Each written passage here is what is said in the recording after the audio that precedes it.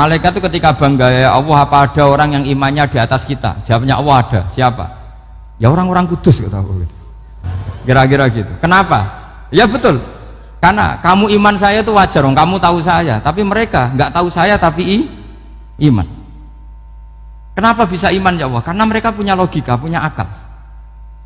Akhirnya Imam Amudi disuruh sama Allah presentasikan logika tauhid kamu lewat jalur matematika. Malaikat disuruh dengerin semua. Isma'u ya malaikati, ini mimpinya wali. Terus Imam Amudi mulai mengajarkan nisbatul isnaini ilal wahid wa nisbatus salasa wal arba'ah ila ma la nihayatalah niku binisbatin wahidah, yaitu far'un minal asli wa huwa al wahid.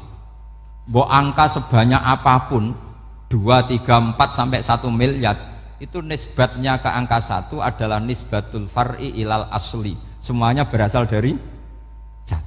Maka hadhil awalim atau hadal alam ila ma la nihayatalahu, tetap semuanya ini cabang dari 1, yaitu wujud dari 1, yaitu Allah Subhanahu wa ta'ala.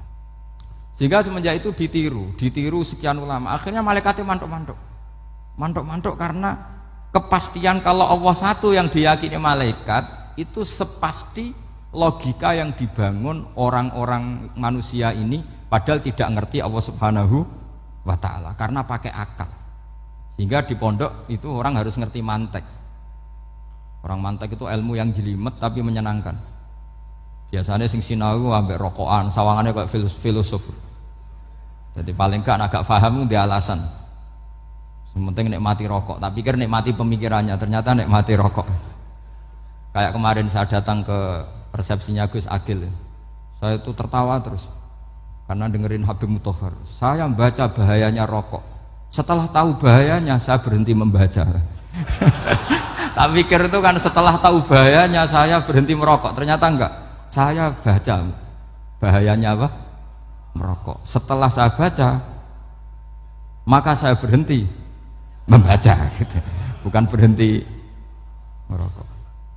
Itu ilmu kelas tinggi seperti itu harus mantap. Pernah beliau ditegur dokter, "Beb, kalau rokok terus nanti mati." Tenang saja, saya masih bawa korek.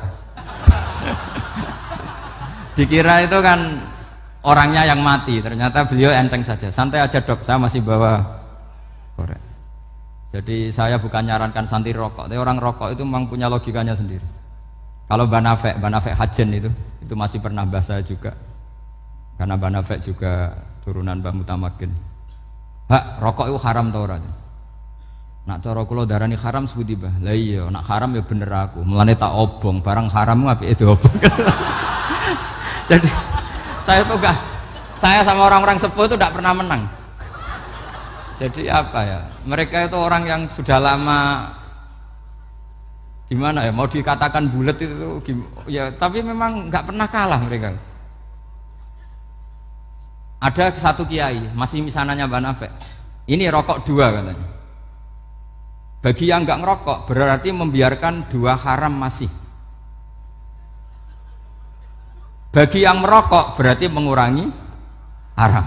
Kalah lagi saya. Jadi saya tuh pernah dibully 2 mbah saya, karena 2 mbah saya ini rokok semua. Akhirnya saya sing nom ngalah gitu, karena saya tidak mungkin bilang sing waras ngalah karena kalah sepuh gitu. Jadi ya sudah, mau tidak mau harus bilang sing nom kalah. Tapi yang penting itu kita mendengar. Jadi ternyata sepinter-pinternya kita itu mesti kalah pinter sama yang sepuh-sepuh itu. Jadi kalau tahu bahayanya rokok lewat membaca ya harus berhenti merokok. Berhenti membaca katanya. Nah malaikat ini cerita lagi malaikat.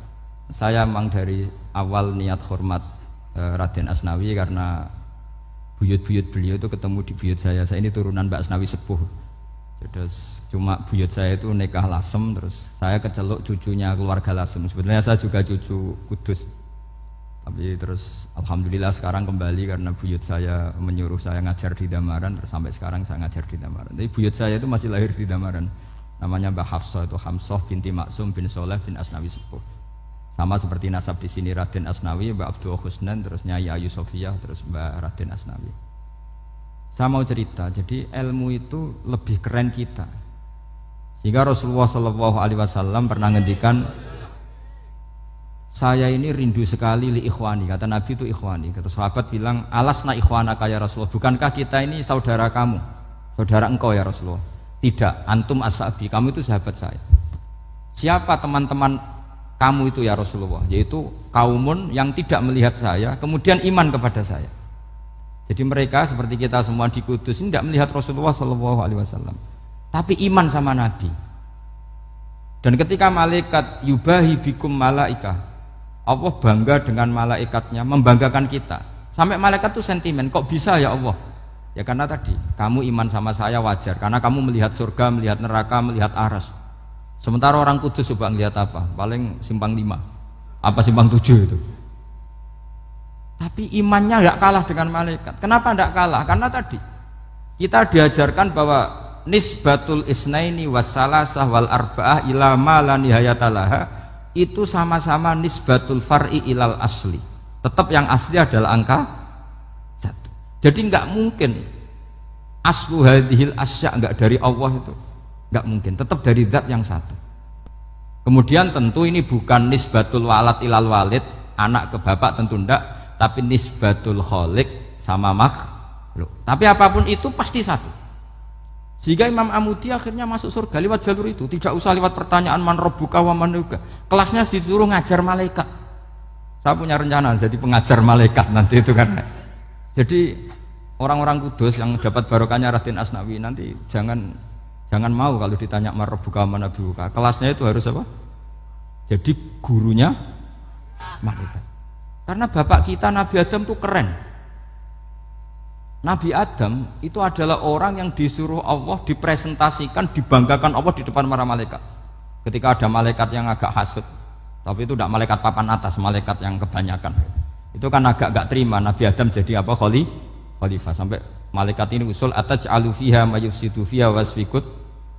Makanya kalau saya protes sama malaikat itu malaikat yang ini, bukan Jibril sama Israel. Kalau protes Israel bahaya. Bisa dihabisin. Saya pernah ditanya seorang kiai, Gus jenengan gojlok malaikat kok berani? Ya karena malaikat yang jenis ini pernah gojlok Nabi siapa? Adam. Nggak percaya kalau Nabi Adam itu layak mimpin, sampai protes ataj'alu fiha may yufsidu fiha wasfikut dima. Tapi apa yang terjadi? Allah mengajarkan satu ilmu di Nabi Adam, kemudian disuruh meresentasikan. Qala ya Adamu ambihum bi asma'ihim. Adam, coba kamu presentasikan ilmu kamu. Setelah Nabi Adam fasih mempresentasikan ilmu, kata Allah, kamu bisa enggak sepinter Nabi Adam? Enggak bisa ya Allah. Makanya sudah saya bilang ini a'lamu malah. Saya lebih tahu siapa yang layak mimpin. Jadi layak mimpin itu pertama harus kuwatul ilm, ilmunya itu harus kuat. Nanti saya akan cerita hubungannya Raden Asnawi dengan Syekh Nawawi. Apa itu hubungan teman, apa murid guru, itu memang masih jadi polemik sampai sekarang. Kalau saya ya keyakinan saling istifadal. Ini bahasa netral, tidak murid guru tapi saling apa? Istifadah. Kata Syekh Nawawi dalam tafsir Munir itu, ilmu itu nomor 1. Sehingga beliau setiap ada ayat fa inna hizballahi humul ghalibun, beliau pasti menafsiri bil hujjah wal barohin la bis saulah. Saya masih ingat betul takbirnya, memang saya hafalkan. Dan Syekh Nawawi itu benar, Raden Asnawi juga benar, semua guru-guru kita benar. Karena agama ini sebetulnya bukan masalah negara, tapi masalah logika yang sehat. Uni Soviet itu pernah mengkooptasi Uzbek, Ceknya, Tajikistan. Itu 100 tahun. Orang dipaksa ateis. Tapi orang-orang Uzbek, saya sering ketemu lama Uzbek, kadang ketemu di Korea, kadang di Malaysia. Orang-orang Uzbek itu punya basement di bawah tanah. Kemudian di bawah tanah ini mereka ngajarkan tauhid. Ngajarkannya ya gampang, misalnya ini sesuatu yang ada, iya ini ada penciptanya enggak? Ya ada. Siapa? Tukang katanya. Yang penting itu enggak ada logika bahwa sesuatu yang ada disebabkan oleh ketiadaan. Lah orang komunis, orang ateis itu orang yang mengatakan alam ini didahului oleh nihilisme, oleh adamiyah. Masuk akal enggak sesuatu yang ada, penciptanya sesuatu yang tidak ada. Sehingga orang anak-anak Uni Soviet itu enggak pernah kepikiran membenarkan ateis, itu enggak pernah. Bareng Uni Soviet ada itu Glasnost Perestroika itu kemudian hancur, semuanya langsung menjadi negara Islam, termasuk Uzbek, Tajikistan, karena diajari ilmu.